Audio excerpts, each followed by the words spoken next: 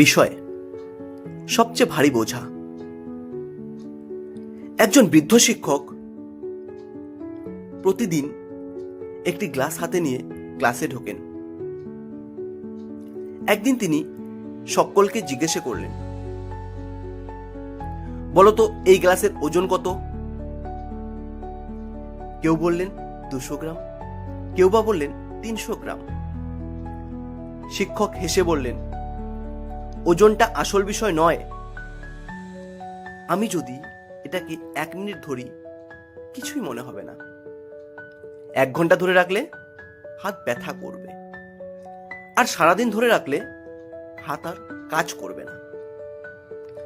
গ্লাসের ওজন বদলায়নি, বদলেছে শুধু কতক্ষণ ধরে রেখেছি। জীবনের দুঃখও ঠিক তেমনই। সমস্যা থাকাটা স্বাভাবিক, কিন্তু সেটাকেই যদি সারাদিন মাথায় ধরে রাখো তাহলে সেটাই তোমাকে থামিয়ে দেবে। কিছু বোঝা নামিয়ে রাখাও এগিয়ে যাওয়ার একটি অংশ।